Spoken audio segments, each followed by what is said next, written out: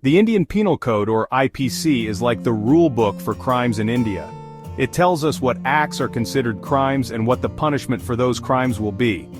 It was written way back in 1860, but it's still relevant today because it protects us from harm. Everyone, not just lawyers and judges, should have a basic understanding of the IPC. It helps us understand our rights and responsibilities as citizens. Think of it like this. If you're playing a game, you need to know the rules to play fair.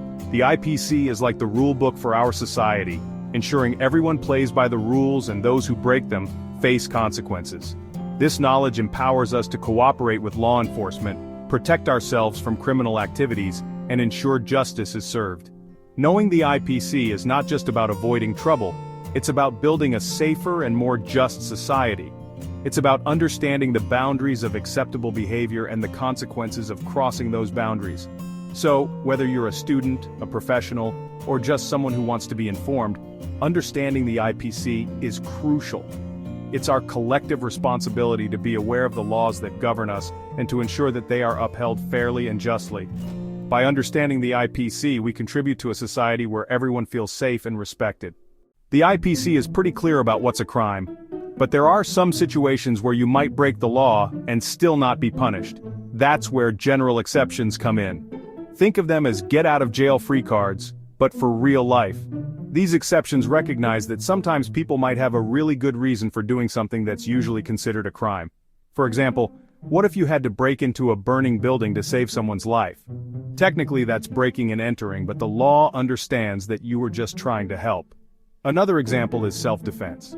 If someone attacks you, you have the right to defend yourself, even if it means using force. The law recognizes that you have a right to protect yourself from harm. These exceptions exist to make sure the law is fair and just. They acknowledge that real life is complicated, and sometimes things aren't always black and white. Let's talk about kids. The law treats children differently than adults, especially when it comes to criminal responsibility. Children under 7 years old are considered incapable of committing a crime in the eyes of the law. This is because young children don't fully understand the consequences of their actions. They might not know the difference between right and wrong, and they can't be held accountable for their actions in the same way as adults. So, if a child under 7 steals a candy bar from a store, they won't be charged with theft. This doesn't mean they get a free pass to misbehave, of course. Parents and guardians are still responsible for teaching their children right from wrong. This exception highlights the importance of age and maturity in determining criminal liability. The law recognizes that children need time to develop their understanding of right and wrong. Sometimes even law enforcement officers need to bend the rules a little to do their jobs. The IPC allows for this under certain circumstances. For example, a police officer might need to detain someone without a warrant if they have a reasonable suspicion that the person has committed a crime. This might seem like it goes against the idea of due process, but think about it this way. If the police had to get a warrant every time they wanted to question someone, criminals could easily escape justice. Of course, there are rules even for these exceptions.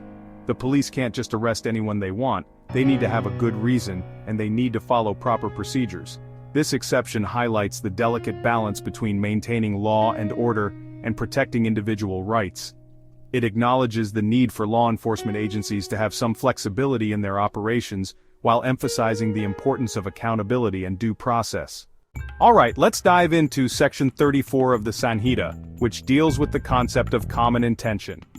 Now this section is crucial when it comes to understanding how individuals can be held liable for actions taken by a group. Essentially, it means that if several persons commit a criminal act with a shared intention, each of them can be held responsible for the entire act. It's like, even if you didn't actually perform the act, but were part of the plan, you can still be held accountable. This principle ensures that everyone involved in a collective wrongdoing faces justice. So it's important to remember that common intention binds all participants to the same level of culpability. So, what exactly does it mean to be guilty by association? Well, in legal terms, this is often referred to as joint liability. It's when multiple parties can be held responsible for a single act. This concept is crucial, especially in cases involving conspiracies or collaborative crimes. Essentially, if you're involved, even peripherally, you might be held accountable for the actions of the group. It's a bit complex, but understanding this can help you navigate the legal landscape more effectively. Legal jargon can be, well, pretty overwhelming, right? But don't worry, we're here to break it down for you.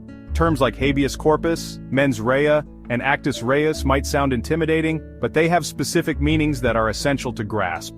For instance, mens rea refers to the intent behind a crime, while actus reus is about the actual act. By demystifying these terms, we can make the law more accessible and less daunting. The Indian Penal Code, or IPC, has a fascinating history. Introduced in 1860, it has evolved significantly over the years.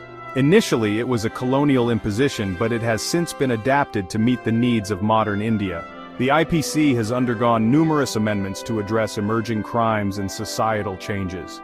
Understanding its journey helps us appreciate its current form and anticipate future developments. Now let's talk about the practical applications of the IPC. How does it impact our daily lives? Well, the IPC covers a wide range of offenses, from theft and assault to more complex issues like cybercrime.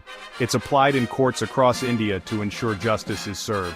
Whether you're a lawyer, a student, or just a curious citizen, knowing how the IPC works can help you understand your rights and responsibilities better.